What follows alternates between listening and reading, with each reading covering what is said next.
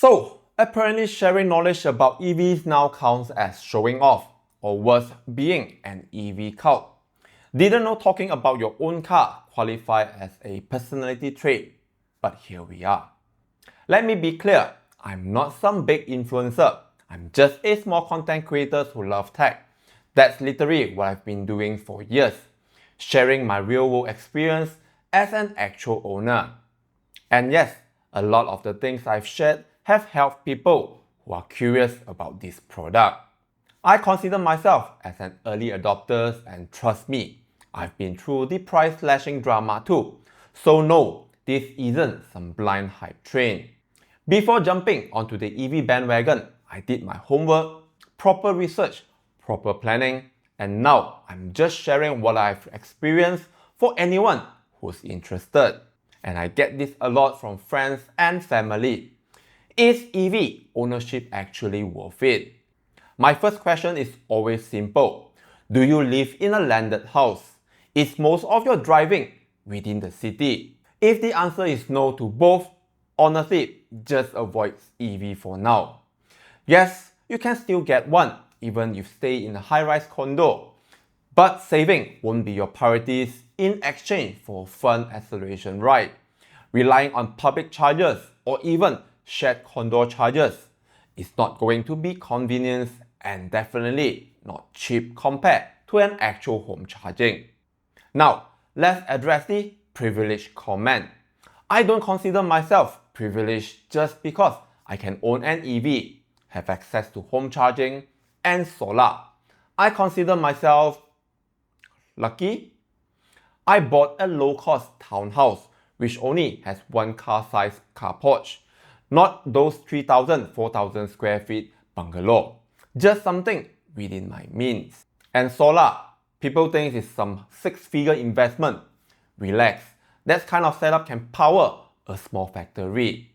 A typical residential system maxed out at 15 kilowatt peak, costing roughly about 25,000 to 35,000.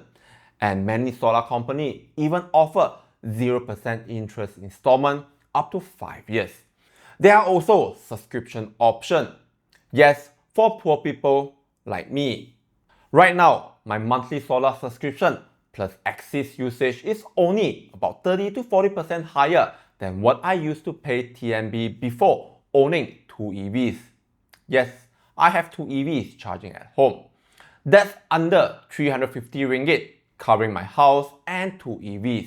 Of course, this is under the NEM 3.0. The newer ATAP schemes may not be as attractive. Now, coming to EV pricing, there are a lot of good new sub 60,000 EVs out there, like the Proton E-5, Wuling Bingos. If not good enough, the second-hand market has a lot of good deals too. Now, I'm definitely you will say, all EVs has poor resale value. Then just buy second-hand lor. So no, it's not about privilege. It's about planning and making the right decision that fit your situation. Next, let's talk about reliabilities. I've had my Atto 3s for almost 3 years now, clocking close to 80,000 kilometers. Is that enough to prove long-term reliabilities? Of course not. But compared to the 6 car I previously owned, this has been the least problematic and the cheapest to maintain in its class. And yes, the favorite topics, battery replacement. No, you don't need to replace or change the batteries every 5 years. That's exactly why warranty exists. If you don't trust the data from China, look at our neighboring countries. There are many of Tesla, Atto 3s and Dolphin units running over 200,000, 300,000 and even 400,000 km without issue. Now, about the comparison. There are always people comparing EVs to used ICE cars or old hybrids, saying the savings can cover the fuel cost difference. Sure, if that works for you, just go ahead. But let's be real, if you don't need to upgrade your current car, just scroll away. No one is forcing you to switch. If EV doesn't suit your lifestyle, also fine, just scroll away. But for those who actually click into the EV content, read the news, or watch their videos, clearly there's interest. Not forgetting, these are adults licensed drivers, people who are capable of making their own decision. And most of them just want actual information from actual owner, not from people who have never lived with it but somehow have very strong opinions. And then there's the just buy an old hybrid advice for saving. Yes, there are good hybrids out there like the Toyota Prius and the Lexus CT200H. But older hybrid, especially some Continental models from Audi, Mercedes and BMW, can become a different kind of problem. Two systems in one car, what could possibly go wrong, right? And not forgetting, delete hybrid didn't become a thing for no reason. At the end of the day, I'm not here to show off, and I'm definitely not here to brainwash anyone into switching.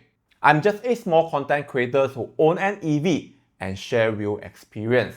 That's it. And just because the EV lifestyle doesn't suit you, doesn't mean it won't suit someone else. That being said, feel free to leave your thoughts in the comment box below.